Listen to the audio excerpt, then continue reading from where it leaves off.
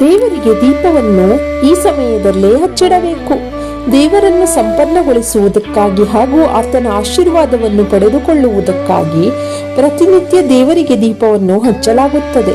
ಆದರೆ ದೇವರಿಗೆ ದೀಪ ಹಚ್ಚಲು ಮುಂಜಾನೆ ಶುಭ ಸಮಯವೇ ಅಥವಾ ಸಂಜೆ ಶುಭ ಸಮಯವೇ? ಯಾವ ಸಮಯದಲ್ಲಿ ನಾವು ದೇವರಿಗೆ ದೀಪ ಹಚ್ಚಬೇಕು? ಒಂದು, ಸಂಜೆ ದೀಪ ಬೆಳಗಲು ಸರಿಯಾದ ಸಮಯ.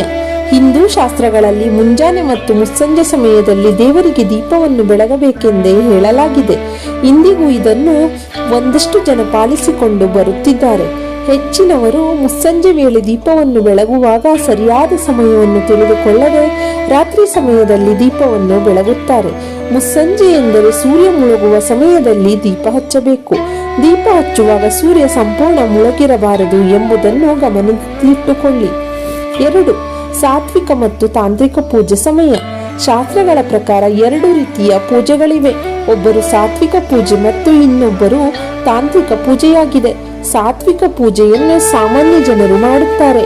ಅದೇ ಸಮಯದಲ್ಲಿ ತಂತ್ರಮಂತ್ರವನ್ನು ನಿರ್ವಹಿಸುವ ತಂತ್ರಿಗಳಿಂದ ಅಥವಾ ಸಾಧಕರಿಂದ ತಾಂತ್ರಿಕ ಕಾರ್ಯವನ್ನು ಮಾಡಲಾಗುತ್ತದೆ.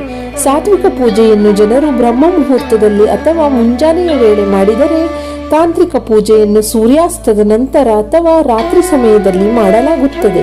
ಸೂರ್ಯಾಸ್ತದ ನಂತರ ದೇವಾನುದೇವತೆಗಳು ವಿಶ್ರಾಂತಿಗೆಂದು ಹೋಗುತ್ತಾರೆ. ಆ ಸಮಯದಲ್ಲಿ ನಕಾರಾತ್ಮಕ ಅಥವಾ ದುಷ್ಟಶಕ್ತಿಗಳು ತಮ್ಮ ಅಟ್ಟಹಾಸವನ್ನು ಪ್ರಾರಂಭಿಸುತ್ತವೆ. 3, ದೇವರಿಗೆ ದೀಪ ಹಚ್ಚಿಡುವ ಸಮಯ. ದೇವರು ಮತ್ತು ದೇವತೆಗಳು ಜಾಗೃತವಾಗಿರುವ ಸಮಯದಲ್ಲಿ ದೀಪವನ್ನು ಬೆಳಗಿಸಬೇಕು. ಸೂರ್ಯೋದಯ ಮತ್ತು ಸೂರ್ಯಾಸ್ತದ ಸಮಯದಲ್ಲಿ ನಮ್ಮ ಮನೆಯ ಮುಖ್ಯ ದ್ವಾರದಲ್ಲಿ ಹಾಗೂ ದೇವರ ಕೋಣೆಯಲ್ಲಿ ದೀಪವನ್ನು ಬೆಳಗಿಸಬೇಕು.